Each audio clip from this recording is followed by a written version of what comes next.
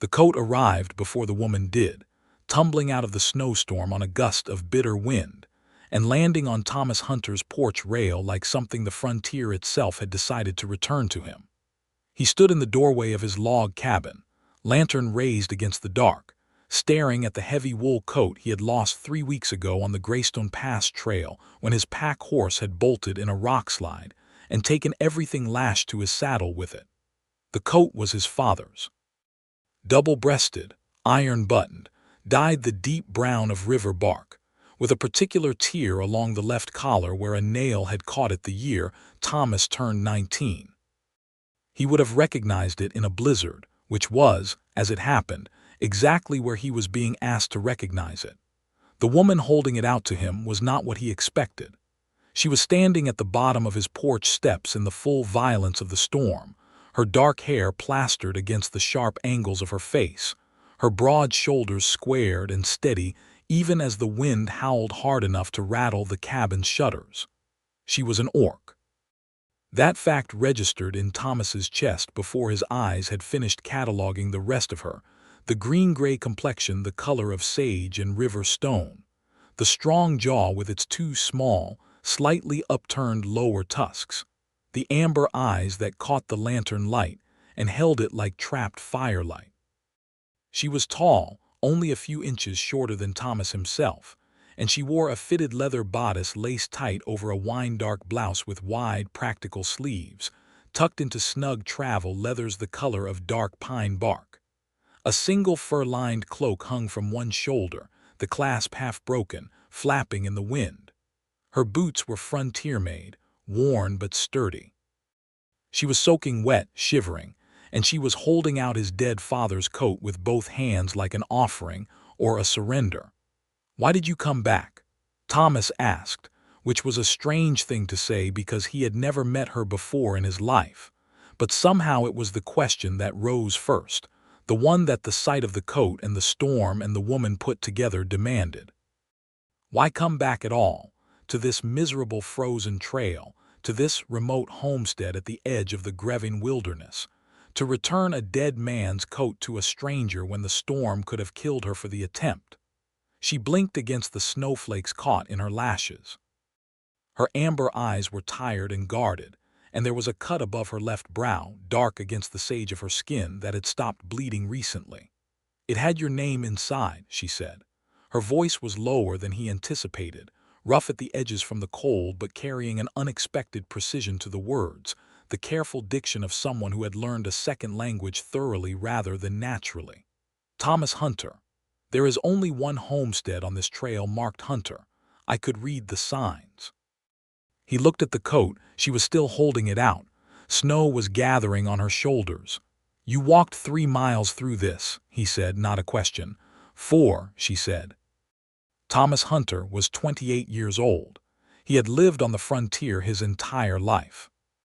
He had trapped, hunted, traded, and homesteaded on the edge of the Grevin wilderness in the territory of Havermark.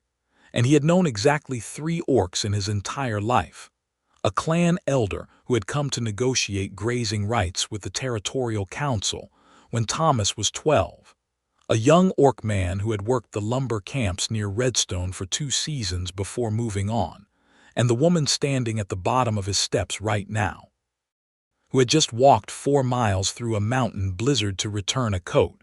He took the coat from her hands. Their fingers brushed in the exchange and her skin was absolutely ice. "Come inside," he said.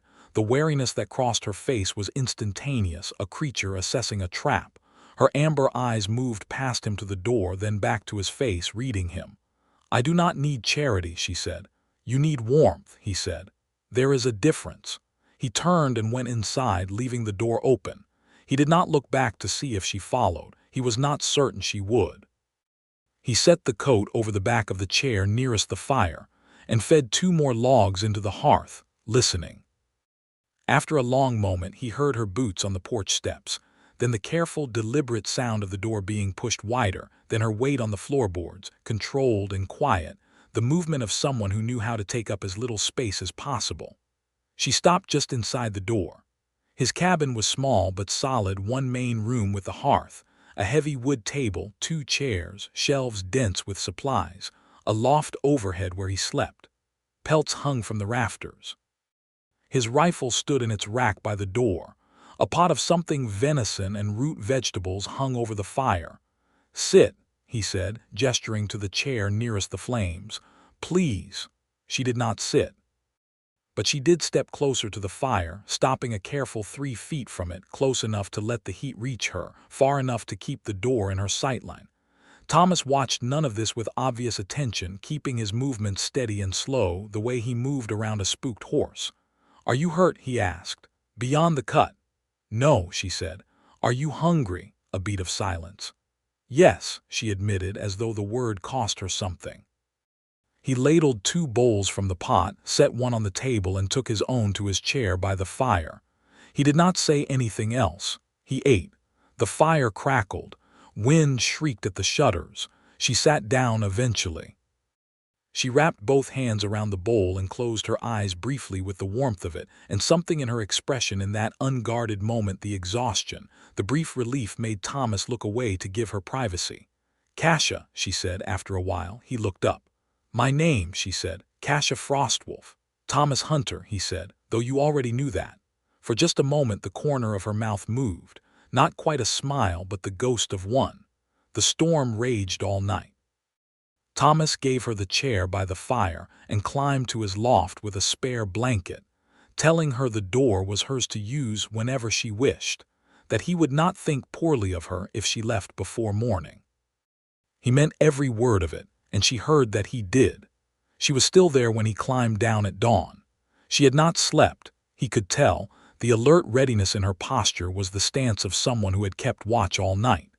She had, however, allowed herself to dry completely by the fire, and in the gray light coming through the shutters her face was more clearly visible.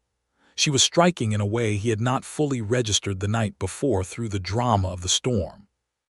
The angular planes of her face were strong but balanced, her amber eyes framed by dark brows, her lower tusks small enough not to distort the full curve of her lips. There was a scar along her jaw from something older than the cut on her brow, and her dark hair was partially braided back from her face in the style Thomas associated with the clans of the northern Greving. "You should have slept," he said. "I slept enough," she said, which was clearly a lie. He built up the fire again and started water for tea. He set out bread and the last of the hard cheese without ceremony, and she ate with the controlled practicality of someone who had been hungry enough times to never waste food. "Where are you going?" he asked, not intrusively, just the natural question of the frontier where your destination was your identity. Her jaw tightened slightly. "South," she said, "toward the Crossmark trading posts." "That is 40 miles in good weather," he said. "With the Greystone Pass buried, it is closer to 60. I am aware. Traveling alone," the tightening again. "Also aware." He drank his tea. He looked at the shuttered window, beyond which the storm was thinning into ordinary cold gray morning. "I have a supply run to make to Redstone in 4 days," he said. "I pass within 10 miles of the Crossmark Fork. You are welcome to travel that far with me. If you want."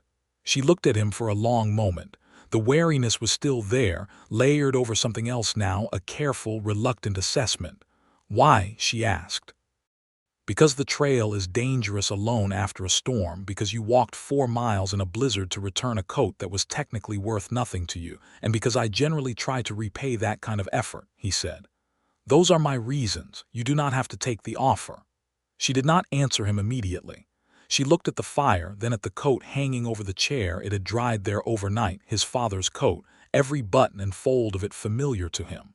4 days, she said. 4 days.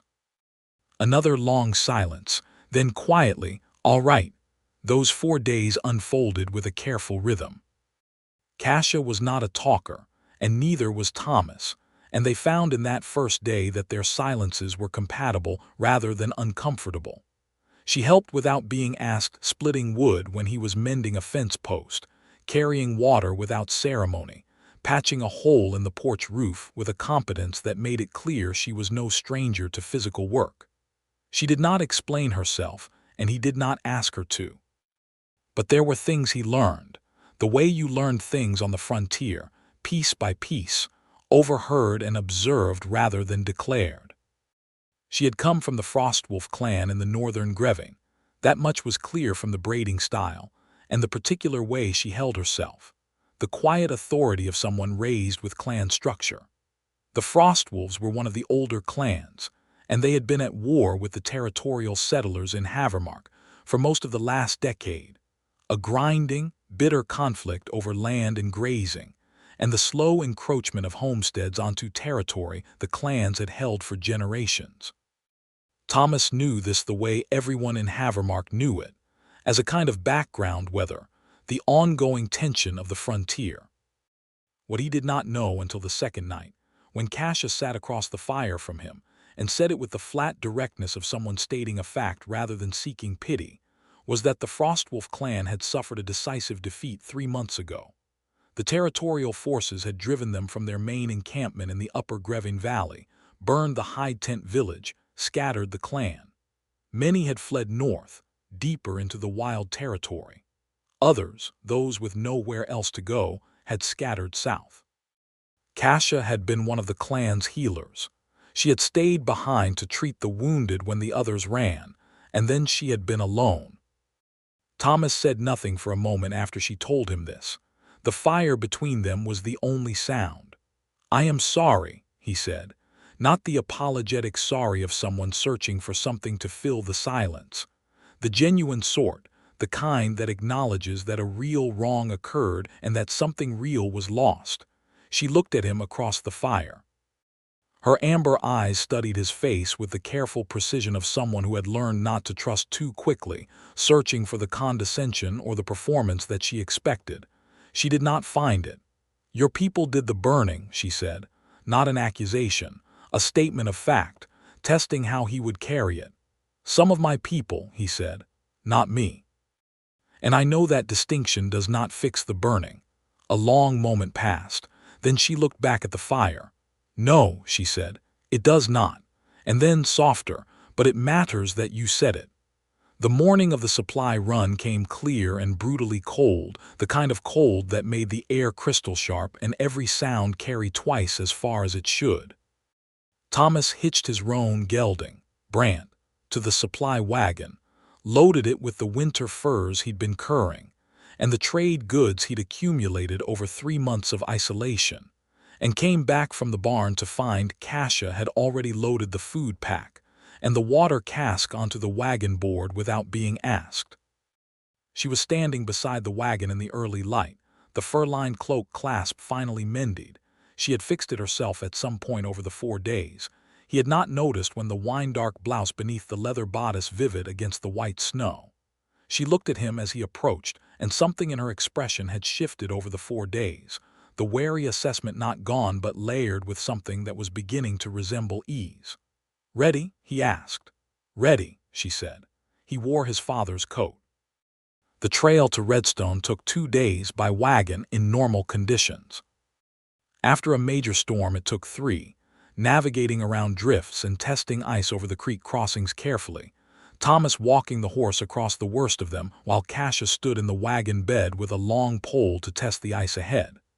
They did not speak much on the first day of travel, but they communicated constantly, the small efficient signals of 2 people learning to work together, a gesture, a look, the angle of a head. He noticed that she noticed everything. Every sound in the tree line, every shift of the horse's ears, the way the wind changed over the ridge. She was reading the landscape the way he read it, with the deep literacy of someone who had spent their life in wild places. On the second evening, they camped in the shelter of a rock overhang he knew from previous supply runs, where the stone cut the wind and there was room for a decent fire. He built it while she saw to the horse, rubbing Brant down with the spare cloth from the pack and checking his hooves with the matter-of-fact competence of someone who understood animals. Brant, who was particular about strangers, submitted to her attention with unusual equanimity, and Thomas thought this was telling in some way he could not quite articulate. They ate beside the fire wrapped in their separate blankets, close enough for the shared warmth that survival on the frontier demanded without the self-consciousness of proximity that might have existed between them a few days earlier. "Tell me about your father," she said, unexpectedly. He looked at her. She was looking at the coat across his shoulders, the one he had put back on after dinner for the warmth. "He built the cabin," Thomas said. "He homesteaded the land when I was 4. He was a trapper mostly, but he had a rifle that could carry across 3 ridges, and he had a garden that grew better vegetables than anyone in Redstone, which he was quietly vain about. He died of fever 6 years ago. It was fast. The coat was the last thing of his I still use." Kasha absorbed this quietly. "He sounds like a man who loved the land," she said. "He did. What about your family?" She was quiet for a moment. "My mother was the clan's senior healer. My father was a scout leader. They are both gone now, years before the defeat." A pause. "I learned healing from my mother. Everything she knew, she put into me. She said knowledge was the thing that could not be burned." Her voice was steady and deliberate as she said it, but there was a grief in it she did not try to hide, only to carry. "She was right," Thomas said quietly. Kasha looked at him then, a long, considering look.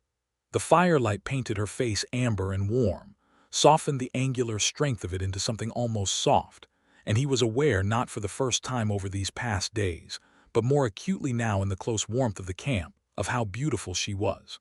Not in spite of what she was, but as herself, completely, the strong jaw and the amber eyes, and the particular way she held herself even in stillness, that quality of contained, deliberate presence. He looked away first, back to the fire, and stoked it with the long stick, and did not say anything else about it. She fell asleep before him, finally, exhaustion winning over vigilance, and he sat up for another hour to keep the fire. In the amber dark, listening to the wilderness breathe around them, he thought about the coat and the storm and the woman who had walked 4 miles in a blizzard to return something because it had a name inside, and she had considered that sufficient reason. He thought it said something particular and important about her character, and he thought about it for a long time before he slept. Redstone was a frontier town of about 400 people, 3 saloons, 2 trading posts, a smithy, a doctor who was more often drunk than not, a postal office, and a particular reputation for the kind of rough-hewn, tolerant practicality that came from being the last populated stop before the Grevin wilderness swallowed the map. It was not a kind town exactly, but it was a survivalist one, and it generally had more pressing concerns than who was walking through it. This opinion revised itself when Thomas's wagon rolled down the main street with Kasha Frostwolf sitting on the board beside him. He felt it before he saw it, the change in the street's ambient noise, the conversations that dipped and shifted, the particular quality of stillness that moved through a crowd when something unexpected appeared. By the time he drew Bran up in front of Harlan's trading post, there were perhaps 15 people in the street, openly watching the wagon with expressions that ranged from curious to hostile. Kasha had gone very still beside him. Not frightened still, but calibrated still, the stillness of someone who had faced public hostility before and knew exactly where it lived on the spectrum between threatening and dangerous. Thomas climbed down from the wagon and walked around to offer her his hand down from the board. He did this deliberately, with full awareness of the audience. She looked at his hand, then at his face, reading the deliberateness, and she took it. Her hand was warm now, no longer frozen and strong, and she stepped down from the wagon with a composure that he found genuinely remarkable. "Stay close if you want," he said quietly, "or wait with the wagon, your choice." "I will come," she said. The trading post was where it got difficult. Harlan Beckett ran the place, a barrel-shaped man in his 50s with a shopkeeper's instincts and a territorial council badge he kept polished and visible. He came around his counter when Thomas pushed through the door, started his greeting, and stopped completely when Kasha followed Thomas inside. "Hunter," he said carefully. "Harlan, I have the usual winter furs and a good supply of dried mushroom from the upper slopes. I need the standard exchange salt, lamp oil, wire, flour." Thomas moved to the counter naturally, setting his ledger on the board. "Who is she?" Harlan said. It was not quite a question. "She is with me," Thomas said pleasantly. Harlan's jaw worked. He had the look of a man assembling objections and finding them inadequate under Thomas's calm. Hunter, you know I cannot just. There are people in this town who lost people in the Greving. The Frostwolf clan specifically did a raid on the Kellerman farm, not 12. I know what happened at the Kellerman farm, Thomas said. His voice was still even, but it had acquired a particular quality, the way a creek acquires a current. I also know that Kasha is a healer who has been alone and traveling and has not harmed anyone in this town or anywhere near it. I would appreciate the exchange being conducted respectfully and quickly. Harlan's eyes moved to Kasha. She met his gaze directly, not aggressively but without flinching, the way a person of genuine dignity meets being assessed. There was a pause. Then Harlan picked up Thomas's ledger. The exchange went forward. It was not warm, but it was conducted, and Thomas made sure to spend rather more than he had originally planned, which smoothed several of the sharper edges. While Thomas negotiated the quantities, Kasha stood quietly near the door, examining a shelf of medical supplies with an attention that was purely professional. Thomas watched her from the corner of his eye and saw the moment she found something, a small tin of a particular kind of salve, the kind used for infected wounds, and he watched her put it back on the shelf without expression. He added it to his order when Harlan was writing up the bill. Outside, loading the wagon with the new supplies, Thomas handed her the tin of salve without explanation. She stood holding it for a moment, looking at him. "I saw you look at it," he said simply, and went back to loading. She was quiet for a moment. Then she put the tin carefully into the pocket of her travel leathers, and the next time he looked at her face, there was something in her amber eyes that had not been there before, something warm and unguarded, and a little bewildered, like a person who has expected a door to be locked discovering it open. The incident outside happened as they were about to leave. 3 men had gathered near the wagon, not the curious bystanders from before, but deliberate ones, men with the tight, rehearsed anger of people who have decided something in advance. Thomas recognized 2 of them, Denny Parrott, who ran a cattle claim at the east edge of town, and his brother Wick, who mostly ran debts and a bad temper. "Hunter," Denny said, "that an orc you brought into town?" Thomas paused in securing the last supply crate. "Good morning, Denny." "Don't good morning me. That is a Frostwolf orc. You can see the braiding. The Frostwolves burned 5 farms in the Eastern Valley last season. My cousin's family was one of them." "I am sorry about your cousin's family," Thomas said. He stepped between Denny and the wagon and between Denny and Kasha with the natural physical ease of a man who has made the decision before he has finished making it. "That must have been very hard. Kasha did not burn your cousin's farm." "She is one of them," Wick said, coming forward. He was carrying a long-handled hatchet loosely, not raised but not casual either, the kind of carrying that was a statement. "That is enough." There were people watching from the street, maybe 20 of them now, the gathered audience of a frontier town that has learned that public confrontations often resolve into precedents. Thomas was very aware of all of them. He looked at the hatchet. Then he looked at Wick Parrott with a quietness that communicated without drama or decoration that he was not afraid of it. "She is a person," Thomas said. "She is under my protection and she has done nothing to this town. You are going to put that hatchet away and you are going to step back because I will not move." "Thomas," Kasha said behind him, her voice low and even. "It is not worth." "It is to me," he said, and did not look away from Wick. A long moment passed. It was the kind of moment that frontiers produced regularly, the hinge point where things could go several ways.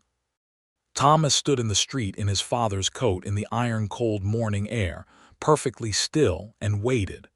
Wick Parrott looked at the hatchet. Then he looked at Thomas, who had a good 3 inches and considerably more composure than him. He looked at the street full of people, some of whom he registered were not actually behind him. Harlan Beckett was in his doorway with his arms crossed, and a look that suggested he would rather not have this become the kind of trouble that needed reporting to the Territorial Council. Wick stepped back. Then Denny, grudgingly, after him. "This is not over," Denny said. "I hope it is," Thomas said pleasantly, and turned back to the wagon and helped Kasha up onto the board and climbed up after her and drove Bran out of Redstone at a steady walk, not a hurry, not a flight, a simple departure. They were a half-mile down the trail before either of them spoke. "You should not have done that," Kasha said. Her voice was carefully controlled, but her hands in her lap were gripped together. "I know it may have been impractical," he said. "You could have been hurt. Over me." "Over nothing. Over nothing," he repeated, and his voice was quiet, but there was something firm in it. "You are not nothing, Kasha." She was silent for a very long time. When he finally glanced at her, she was looking straight ahead down the trail, her jaw set, but her amber eyes were bright, and there was a particular tension in her face that he recognized, with a careful internal awareness, as someone who was working hard not to cry and was mostly succeeding. He looked back at the trail and said nothing more, and let her have the privacy of it. The fork where he had told her they would part was a specific landmark, a big split-trunk pine that anyone in Havermark could identify, where the main trail branched south toward Crossmark and continued west toward the Grevin Edge and Thomas's homestead. He had planned on this being where they parted. He had been planning it for 4 days as the natural conclusion of this accidental arrangement, this detour that circumstance and a lost coat had created. He drew Bran up at the split pine. Kasha looked at the fork, then she looked at him. "Crossmark is that way," he said, pointing south. "I know," she said. "It is another day of walking, but the trail is clear from here." "I know," she said again. Then, "Will you be all right going back alone?" He blinked. The question was so unexpected that it took him a moment to process that she was asking it in complete seriousness, that she had just come from a town where men had brought a hatchet into the conversation about her, and her first concern upon parting was whether he would be safe going home. "I will be fine," he said. "I have made that trail 100 times.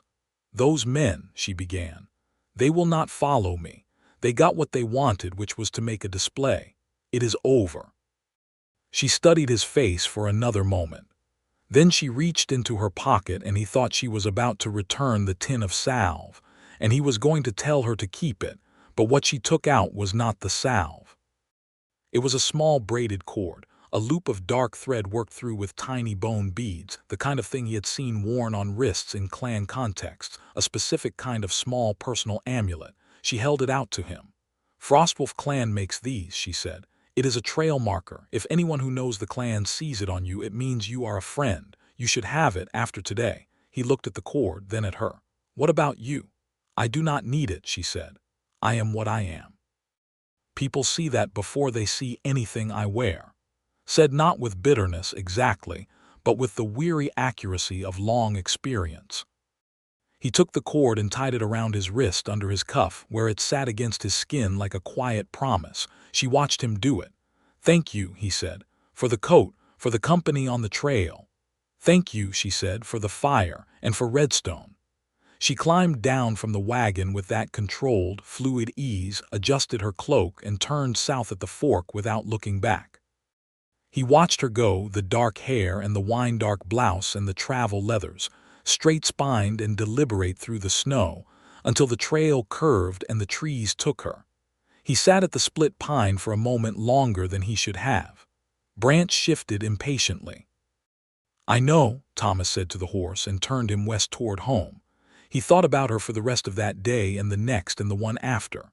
He thought about the cord on his wrist and the way she had said it is not worth it and the way he had told her that it was. He thought about the firelight on her face and the tin of salve in her hands on the first night, ice cold and outstretched, holding out what she had come back to return. He lasted 2 weeks.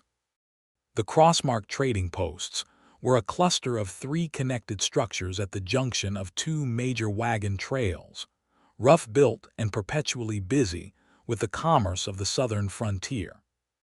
They catered to a wider variety of people than Redstone merchants, scouts, traveling healers, wagon-train families, and a certain number of individuals whose circumstances were complicated enough to make them prefer a place that asked fewer questions. Thomas had been there twice before on extended trade runs. He found Kasha on the 3rd day of his stay, which he had extended on the pretext of looking for a particular quality of wire for his fences.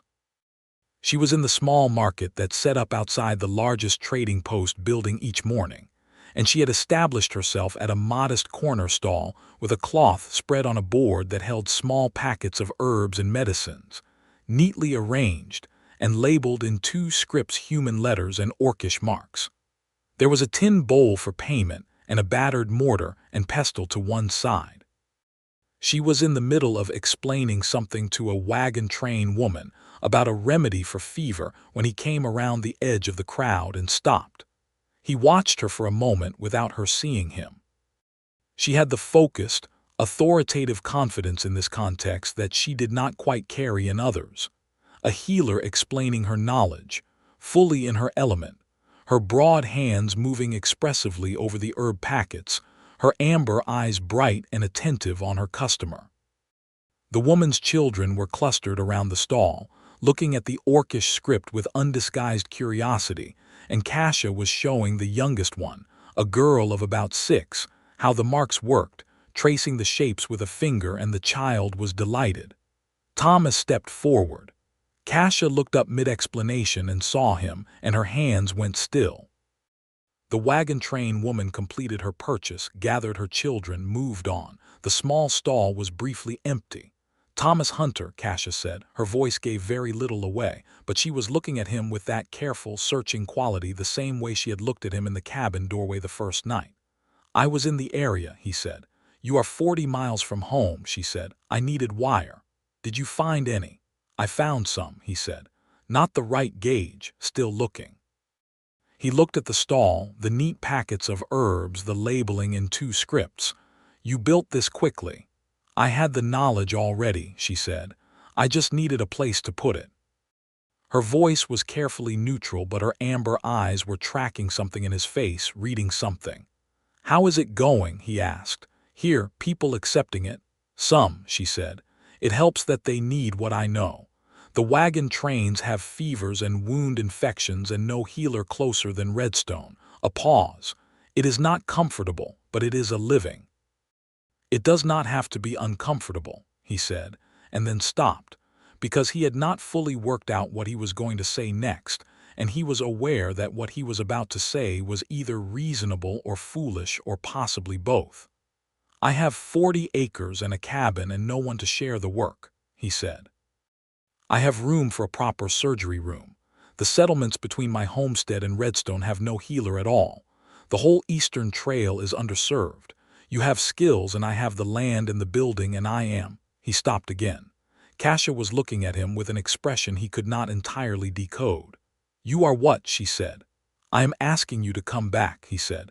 "If you want, on whatever terms make sense to you. There is no obligation in it. I am not—" He paused, choosing words carefully. "I am asking because it makes sense and because I would like it. Both of those things are true." A long silence. Behind her, the market moved and murmured around them. "You came 40 miles, she said slowly, "to ask me this." The wire was genuinely the wrong gauge. This time she did smile, brief and real, and it changed her whole face in a way that made something in his chest do something complicated. "I would need to set my own terms," she said. "Of course. I would need my own space, not a condition of anything else. There is a room off the east side of the cabin I never use. You could have it entirely, or we can build more onto the spring side. I have the timber. And the town," she said. "Redstone, those men. Denny and Wick Parrot are loud-mouthed and they are not respected," he said. "And I have standing in that town from 12 years of trade." "It is not nothing to have standing." She looked at him for another long moment. Then she looked down at her herb packets, at the modest cloth spread, at the mortar and pestle. "I would like to see the Eastern Trail settlements," she said carefully. "I would like to understand what is actually needed before I commit to anything." "That is completely reasonable," he said. "And I want it clear," she said, meeting his eyes with a directness that was characteristic of her, "that I am not coming back to be dependent. I am coming back because there may be a shared practical arrangement that benefits us both." "Understood," he said. "Good," she said, and then she began folding up her cloth. The ride back was different from the first journey. This time it was not flight from a storm or a careful provisional truce. This time they talked more, deeper, with the ease of people who have already established that the silences are safe and are now curious what the words contain. She told him about her work as a clan healer, the particular herbs of the northern Grevin that had no equivalent in the southern territories, the old orcish healing traditions that integrated plants and setting, and the understood rhythms of the body in ways she had found more sophisticated than most of what she had encountered in human medical practice. He told her about the homestead, the years of building it alone after his father died, the particular rhythms of trapping and growing and maintaining a life at the edge of the wilderness, the way the land changed seasonally in ways that still surprised him after years of watching. They talked about serious things too, about the war, about the Kellerman farm and the Frostwolf raids, and the long string of grievances on both sides that had built the current state of the frontier. Kasha spoke about it with the lucidity of someone who carried guilt as well as grief. She had not participated in the raids. Her role had been to heal the wounded that followed, but she had been part of the clan structure that had sanctioned them, and she did not pretend otherwise. "I do not believe it was right," she said, on the second day, as they navigated a cleared stretch of trail through birch trees. "The raids. I understood why, the land, the desperation, the fear. But burning families out of homes is not a thing I can call right regardless of what preceded it. What would you have had it be instead?" he asked. "I do not know," she said honestly. "Better negotiators on both sides. Better faith. It is easier to say what should not have happened than to say what should have, but I know my mother would not have sanctioned the burning. She believed in the possibility of living alongside humans. It was not a popular position." "It is not a popular position on my side either," he said. She looked at him. "No," she said, "I know, and yet," he agreed. The homestead looked different to him when he arrived back with her in the wagon, though it had not changed in the 10 days he had been gone. It was the same log cabin with the same porch and the same frost-rimed garden beds and the same pine trees pressing close on the north and west sides. But seeing it with her eyes, or imagining her seeing it, he noticed it was solid and well-built, and that the morning light sat in the east-facing windows very pleasantly, and that there was more space than one person needed. He showed her the east room, which was genuinely unused. He had intended it as a storage room and let it fill with odds and ends. They cleared it together over the course of an afternoon, carrying things to the barn or the loft, and by evening it was a plain but decent-sized space with good light from the window and enough room for a cot, a work table and shelves. "I can build the shelves," he said. "I can help with the shelving," she said. She was looking at the window at the winter light coming through it. "It faces east, good for drying herbs." "I thought that," he said. She turned from the window and looked at him. "Thomas," she said, "I need to say something clearly." "All right. I appreciate this. Genuinely, what you are doing is kind and it is practical, and I believe we can make it work." She paused. "But I know what people will think, people in Redstone on the trail. If an orc woman is living in a human man's homestead, they will think things. It may cause you difficulty." "Let them think what they want," he said. "It is not that simple." "It is not simple," he agreed. "But my answer does not change. I have thought about this quite thoroughly over the past 2 weeks, and my answer is the same." He looked at her steadily. "You are welcome here, fully.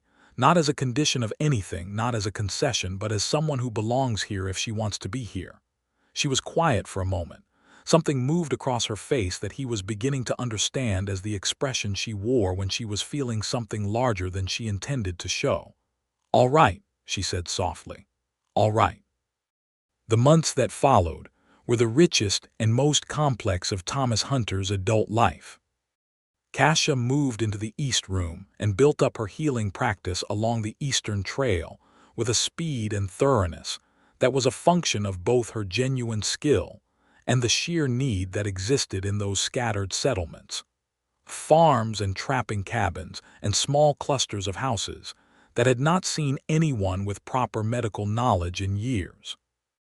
Word traveled the frontier way, person to person, the way all the most important information traveled, and within 6 weeks she had patients coming to the homestead from as far as 2 days' ride. Thomas saw to the shelving and the work table, and in the early spring, the small lean-to extension he added to the east side of the cabin to serve as a proper surgery room. A clean, well-lit space with good ventilation and storage for her growing collection of medicines and tools.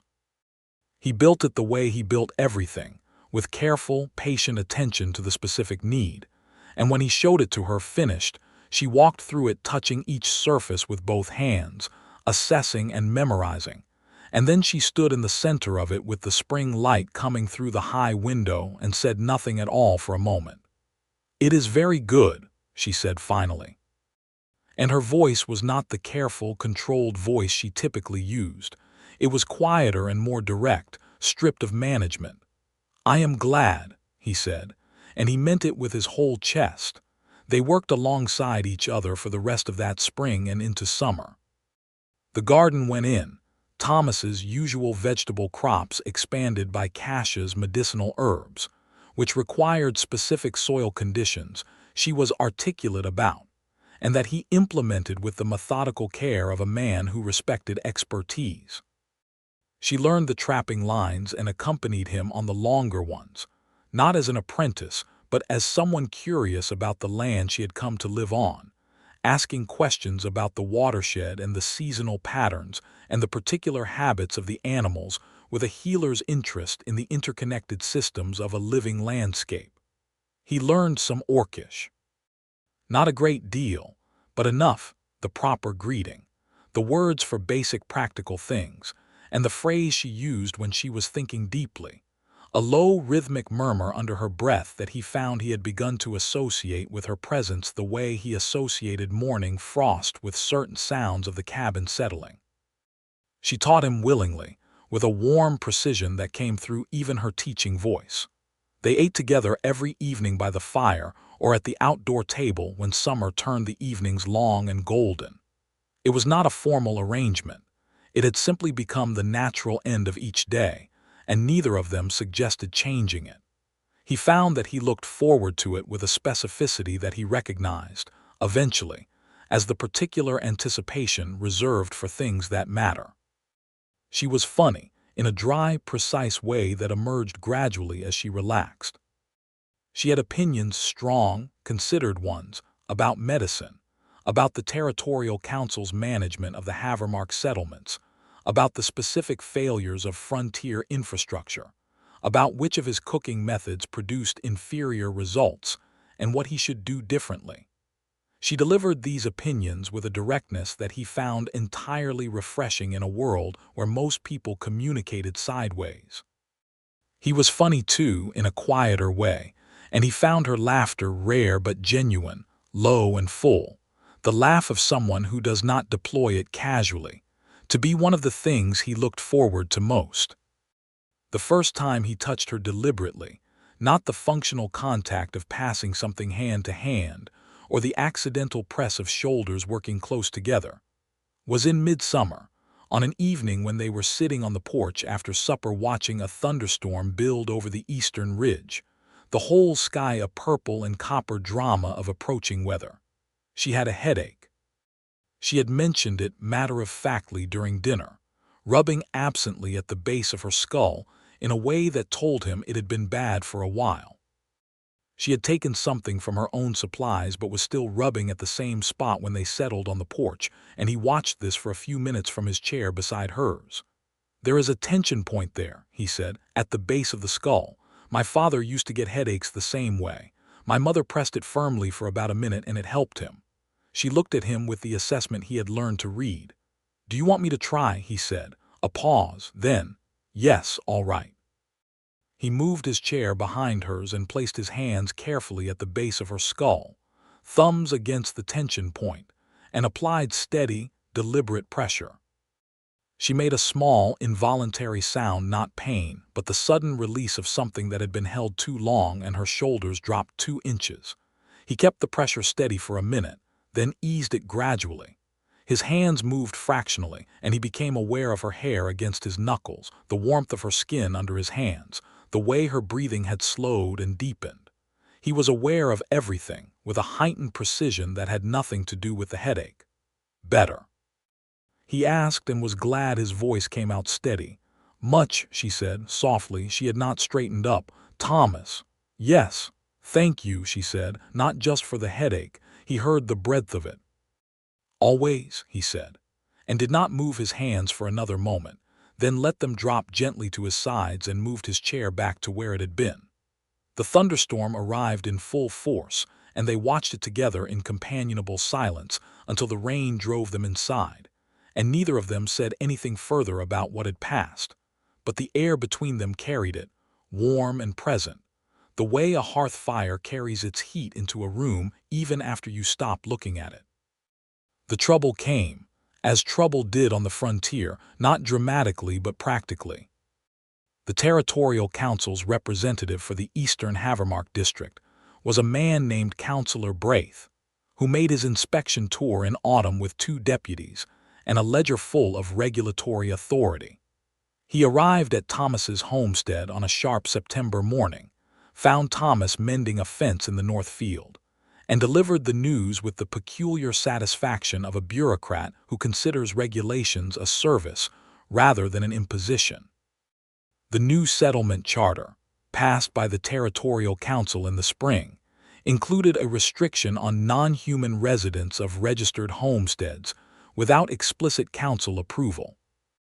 The restriction was a direct response to post-war tensions and had been lobbied for by the Eastern Farming Coalition, which included Denny Parrott's family.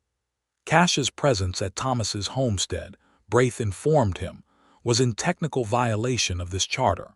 She would need to either obtain a resident permit, which required approval from 3 council members, and a character attestation from a human resident of at least 5 years standing, or vacate within 30 days. Thomas stood in the north field with his fence wire in his hand and listened to this in complete silence. "And if I apply for the permit," he said. "The application takes 60 days minimum," Braith said. "And approval is not guaranteed, so the 30-day deadline makes the application impossible." Braith's expression flickered. "That is not my department." "No," Thomas said. "I know whose department it is." He looked at the deputy ledger, then at Braith. "I will submit the permit application today. I would like a written notice of the 30-day order so I can include it in my submission as evidence that the timeline is unreasonable." Braith blinked.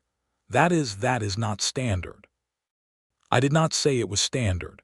I said I would like it in writing." Thomas's voice was entirely pleasant and not remotely movable. "Braith wrote the notice. Thomas told Kasha that evening. He gave her the facts directly without softening them because he had learned that she preferred truth delivered straight. She was quiet for a long time, sitting at the kitchen table with her hands flat on the surface. "I could go to the crossmark posts again," she said, "until the permit is resolved." "You could," he said. "Or you could stay and we could submit the permit application tonight and deal with it from here. With Harlan Beckett's attestation, which I believe he will give me because he is fundamentally decent even if he is cautious, and with 3 council members, 2 of whom I have traded with for over a decade." She looked at him. "You have been thinking about this since this morning." "Since before this morning," he said. "I have been thinking about the possibility of this kind of trouble since before you came back from Crossmark." Something moved across her face. "And you still ask me to come back," she said. "Yes," he said simply. Another silence. She looked at her hands on the table, then at him. "I will not be driven off land I have a right to be on," she said, and there was something in her voice, a deep, quiet steadiness, not anger but the bedrock of dignity, that he found very moving. "Good," he said. "Then we fight the permit." The campaign for the permit was the most bureaucratically exhausting thing Thomas Hunter had done since his father's estate settlement, and it lasted 6 weeks. He wrote letters. He rode to Redstone and beyond. He called in 12 years of trade goodwill. Kasha contributed by being, during this period, publicly and unavoidably excellent at her work.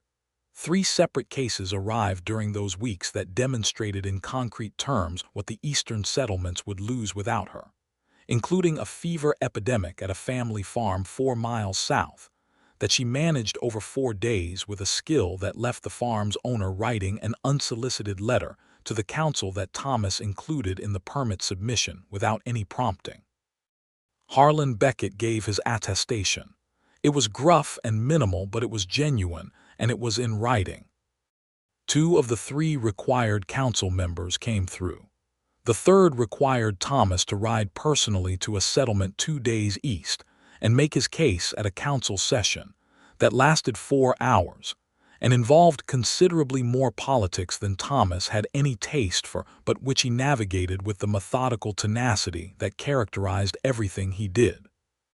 The permit arrived on a November morning, 3 days before the extended deadline Braith had reluctantly granted, delivered by a territorial rider who seemed surprised to have made the trip. Thomas read it at the table. Then he walked to the east room door, knocked, and when Kasha opened it, he handed her the document without speaking. She read it. He watched her face. She read it through twice. "They approved it," she said. "They approved it." She looked up at him. Her amber eyes were very bright. Then she stepped forward and put her arms around him fully, firmly, with a warmth that she had not permitted herself before, and he held her back without any self-consciousness at all, his arms around her shoulders, his face against the top of her head, the warm solidity of her, a thing he had not known he had been waiting for until it arrived. They held on for a long moment. Outside, the November wind moved through the pine trees, but the cabin was warm and the fire was going and the permit was on the table and they were both here, both staying. When she stepped back, her expression was composed, but there was something vivid in it, something he had seen in pieces before but not all at once. "Thomas," she said. "Yes." She looked at him for a long moment.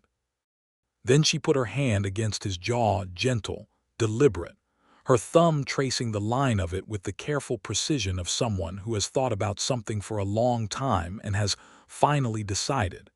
He turned his face very slightly into her hand. The first kiss came from him, tentative and honest, a question rather than a declaration, and she answered it immediately, clearly, with both hands framing his face and a warmth that was everything he had spent 5 months learning. She was contained, deliberate, then suddenly and fully present, like a fire you have been watching grow from an ember suddenly understood as a real fire. When they stepped apart, it was only by a few inches, and he kept his hands at her waist. "Kasha," he said. "Yes," she said with a quiet certainty. "Yes, I know."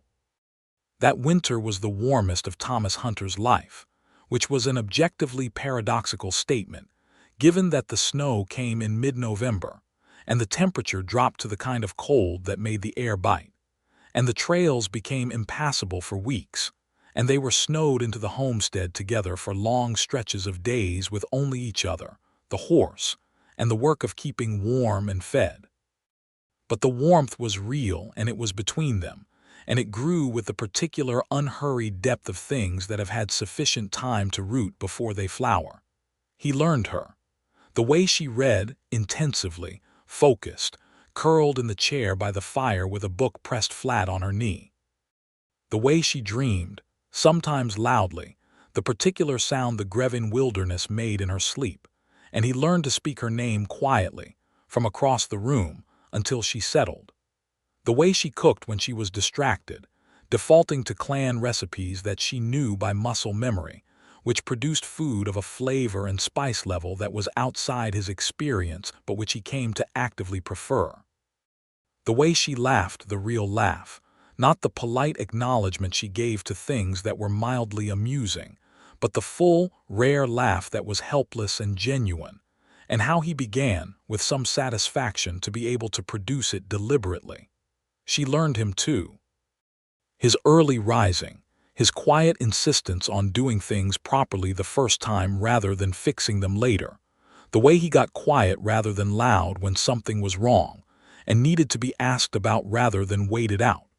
She learned that he was capable of stubbornness on a geologic scale when it came to things he had decided mattered, and that the things he decided mattered were generally exactly the things that should matter.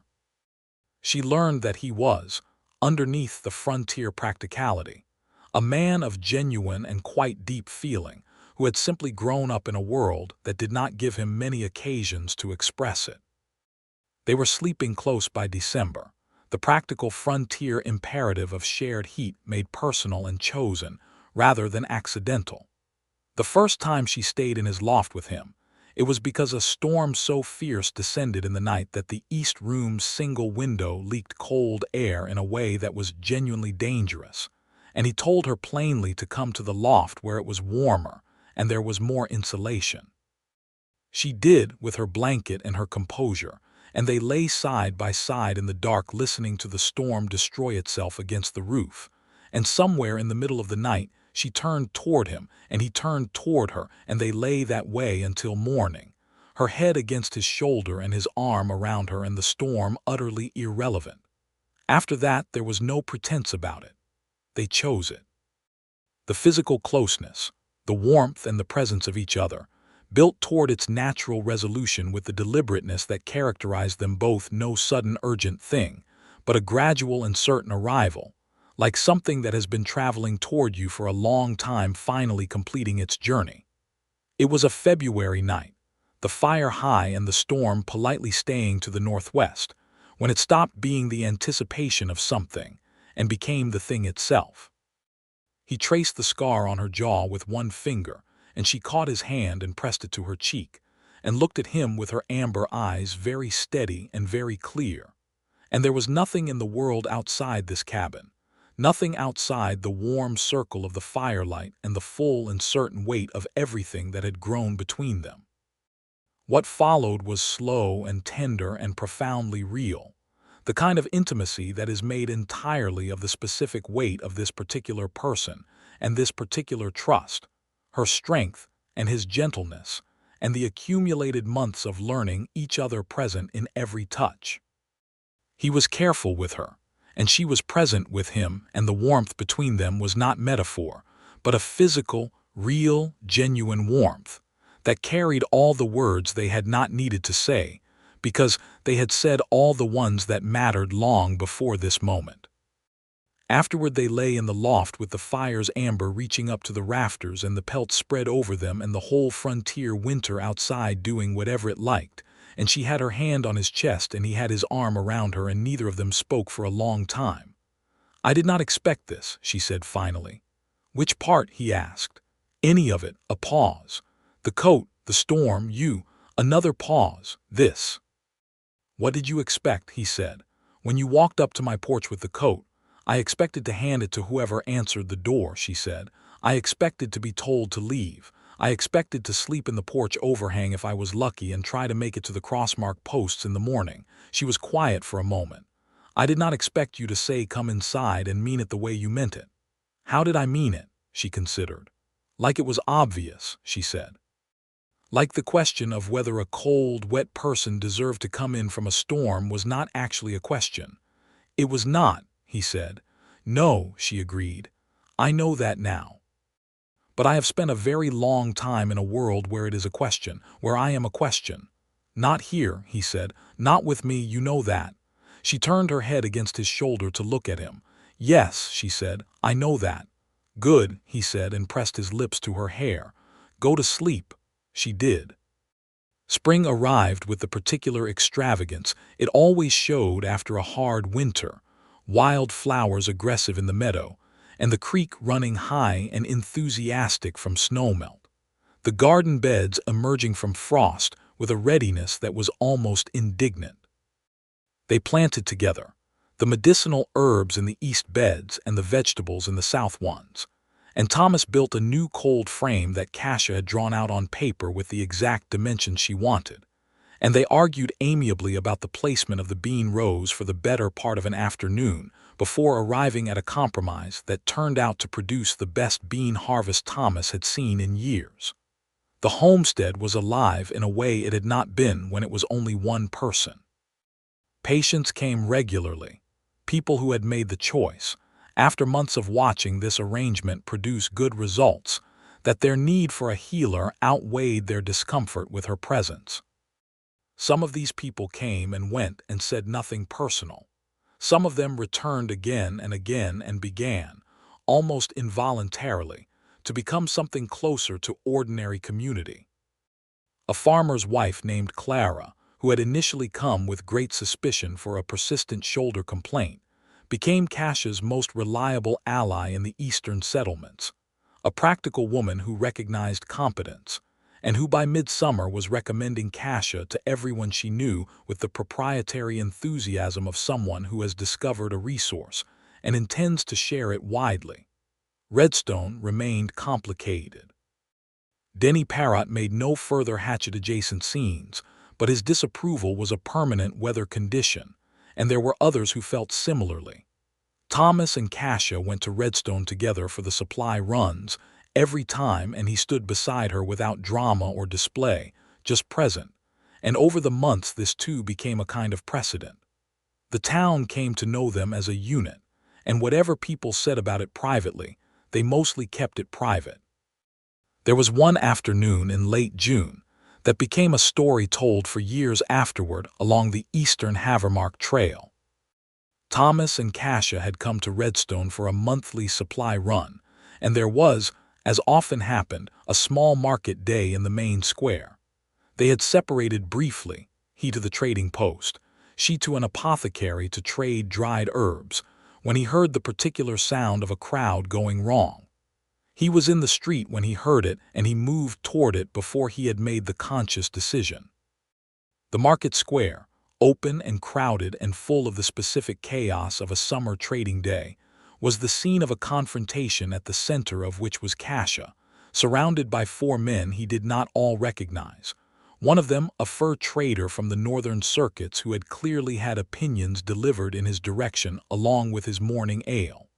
The fur trader had her by the wrist. Thomas did not run. He walked quickly, with the kind of purposefulness that moved people out of his way without requiring them to be asked. He came through the edge of the crowd, which parted for him, and he walked to the center where the fur trader had Kasha's wrist in his hand, and was saying something about clan blood and the territory and the settlement charter.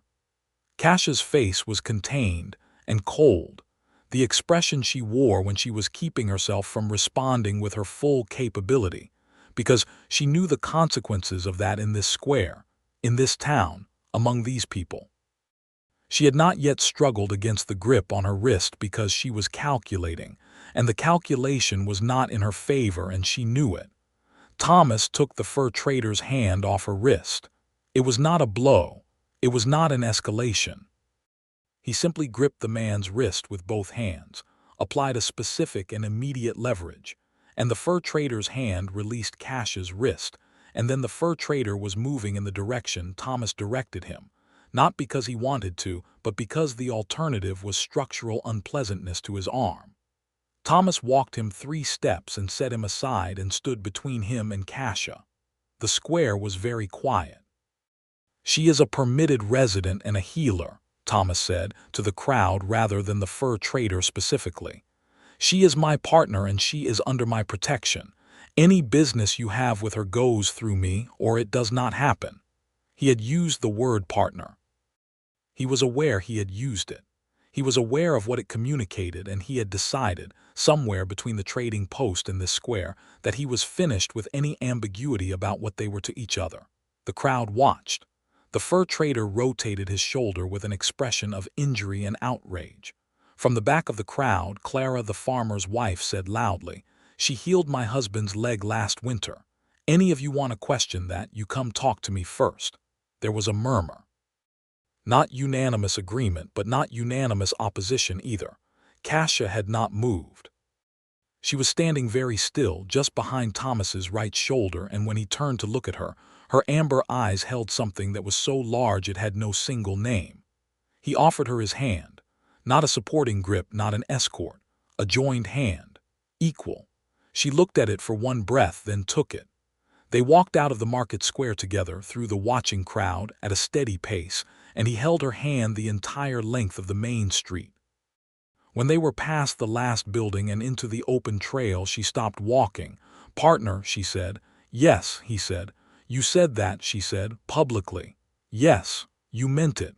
"Of course I meant it," he said. "I do not say things I do not mean, Kasha. I thought you knew that about me by now." She looked at him. The sun was full on her face and the amber of her eyes was very warm, the warmth of embers in summer and the particular color of firelight in a cabin on a winter night. "Thomas Hunter," she said, "I am going to say something." "Please," he said. "I love you," she said, with the directness and the precision that was entirely her own, completely unadorned, the bare and certain fact of it. "I have loved you for some time. I did not say it because I was not certain I was not certain of many things. But you just held my hand in Redstone Market Square after calling me your partner in front of 40 witnesses, and I am now certain enough." The smile that came over his face was the kind that starts at the core of a person and works outward. "Kasha Frostwolf," he said, "I have been in love with you since at least February, and I suspect I started in November, and there is an argument to be made for September, and I am so glad you said that because I have been working up to it myself." She made a sound half disbelief, half laughter, and he pulled her toward him and she came willingly, and he kissed her in the open summer road with the wilderness on one side and the trail home on the other and the whole long frontier spread around them in every direction. Months moved into the second autumn and the second winter and into the beginning of the third year. The homestead had changed. There was a second garden section and the extended east room and a proper surgery that had become known across 2 territorial districts as the place to send complicated cases.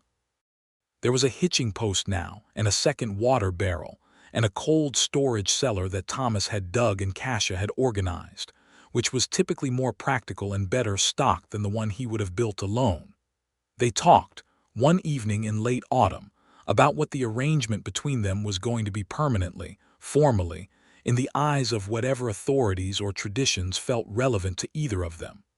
"The Territorial Registry," Thomas said, "has a cohabitation declaration, which is legal and recognized and is not a church ceremony if the church element is a difficulty. The church is less the difficulty than the reception of the people in it," she said dryly. "I thought that might be the case," he said. "There is also a clan tradition, I believe, for partnerships." She looked at him, surprised. "You researched this?" "I asked Clara," he said. "She asked someone who knew. I wanted to know the options." Kasha was quiet for a moment. She was looking at the fire. Then she said, "A clan bonding it is made between 2 people without witnesses required, though they are welcomed. It is spoken and then marked." She touched her wrist where a clan bonding mark would traditionally go. "It is permanent in the eyes of orcish tradition, not a contract, a declaration." "Tell me the words," he said. She looked at him. "Thomas, tell me the words," he said. "I would like to say them correctly." Her eyes were very bright. She told him the words, orcish phrases of intention and permanence and chosen kinship, the ones her mother had spoken and her grandmother before her. He practiced them twice, serious and careful with the unfamiliar sounds, and she listened with her hand over her mouth and her amber eyes full. They did it that evening before the fire, just the 2 of them, no ceremony but the gravity of the moment itself. He spoke the orcish words with his careful pronunciation, and she spoke them back with hers, and then they filed the Territorial Cohabitation Declaration together the following week, witnessed by Harlan Beckett and Clara, who wept openly and unashamedly about it. The clan cord, the braided one she had given him at the split pine, that he had worn under his sleeve since the day she first put it on him, he now wore openly on his left wrist all the time. He considered it the most important piece of jewelry he owned. On the question of the Parrott brothers and the residual hostility in Redstone and the wider territory, it faded, not quickly and not completely, but persistently, the way hostility tends to fade when it is not fed and when the person it is directed at is evidently thriving. Kasha's reputation as a healer was simply too useful to too many people for the animus to stay fully active. The eastern settlements needed her. People who had come to the homestead sick or frightened and left healed were not inclined toward sustained grievance. Pragmatism, in frontier communities, often succeeded where ideology failed. There was a child born in late autumn of the third year. A boy, as it happened, compact and loud, and with his mother's amber eyes and his father's ears, and a complexion somewhere between the two of them, the gray-green of his mother faintly visible in the undertone of his skin. They named him Aaron, which was a frontier name that Thomas had always liked, and which Kasha said sat well in the orcish ear, a sound that was comfortable in both languages. Thomas held his son for the first time in the amber-lit east room that had been a storage space, and then a healer's room, and was now, on this particular night, the most important room in the territory as far as he was concerned. Aaron was small and fierce and opinionated about comfort, which were all characteristics that seemed to run in the family. Kasha was exhausted and luminous and watching Thomas's face with the attentive calm of a woman who knows exactly who this person is and what he is made of. "He has your look," Thomas said. "He has your chin," she said. "Clara is going to be insufferable about this," Thomas said. "Clara has already told 4 people," Kasha said. "She came past the window an hour ago." He laughed, and Aaron took vocal exception to the vibration of it, and Thomas settled the child against his chest with the instinctive physical competence of a man who has been thinking about this for 9 months and is fully prepared to be useful. "Aaron Hunter Frostwolf," Thomas said softly. "Yes," Kasha said. "That is his name." The world did not become entirely simple. The frontier never permitted that. There were hard winters and lean trade seasons, and a recurring argument with the territorial council over water rights that took 2 years to resolve. And the Parrott brothers were a permanent low-level irritation that simply had to be managed rather than eliminated. There were moments when the distance between where Kasha had come from and where she now lived made itself felt. When a clan runner arrived from the northern Greving with news of the scattered Frostwolf people, and she read the message by firelight with a grief on her face that was old and deep, and his to witness but not to fix. He sat with her on those evenings. He did not try to explain or resolve or replace what was lost. He was simply present, which was what she needed, and he understood the difference between fixing and accompanying, which was one of the more important things he had learned. She, in turn, sat with him on the evening in the 4th year when he found, clearing the loft for better storage, a box of his father's things he had not opened since the man died, a pipe, a letter in an unfamiliar hand, a small carved stone bird, and a photograph of his parents young and together in the way of people who are very much in love and do not know that time is what it is. He sat on the loft steps with the photograph in his hand for a long time, and Kasha came and sat beside him, and he told her about his parents and the homestead and the coat and his father's voice, and she listened with her whole quiet, complete attention, and that was also love, that kind of listening. Aaron learned to walk in the garden, and to talk by the fire, and to ride, eventually, on Brant's broad back with Thomas's hands around him, and Kasha standing in the yard with her arms crossed, and her expression carefully calm, and her eyes never leaving them. He learned words in 2 languages before he learned they were different languages, and Kasha's Orcish and Thomas's frontier-accented common blended in him into something that was entirely his own. He was, by general consensus of everyone who encountered him, a person of strong opinions and considerable charm, and an absolute refusal to sit still, which his parents considered perfectly appropriate. By the 5th year, the homestead was known across the eastern Havermark district not specifically as a curiosity or a controversy, but simply as the Hunter Frostwolf place, the healer's homestead on the Greving Trail, the place where you could get good medical care and decent trade goods, and where the garden produced herbs that no one else in the territory grew. This reputation was not exotic or groundbreaking. It was simply factual and useful, which was the kind of reputation the frontier actually valued. There were still people who had opinions about a human man and an orc woman sharing a life and a name and a child, and those opinions had not vanished, and they never entirely would. But they had become, over 5 years and the accumulated weight of a real and visible life, a thing that had to contend with evidence. The evidence was Aaron Hunter Frostwolf walking through Redstone on market day with his amber eyes and his father's chin and both languages in his mouth. The evidence was Clara weeping again when she saw him, as she always did, as though she found him personally vindicating. The evidence was Thomas at the homestead gate in his father's coat, and Kasha beside him with the specific quality of presence that she had in her own territory. The ease and authority of a person who is exactly where she belongs. On a spring evening of the 5th year, they were sitting on the porch in the last light, the way they had sat on 100 evenings, and Aaron was inside asleep and the wilderness was soft and full of early frogs, and Thomas reached across and took Kasha's hand and she let him. "Tell me something," he said. "What would you like to know?" "Anything," he said. "Something I do not already know." She thought for a moment. The evening light was in her amber eyes, and her dark hair was loose from its braid, and she was 40 feet and 5 years, and a whole life from the split pine at the fork, and 100 miles from the storm that had brought her to his porch in the first place.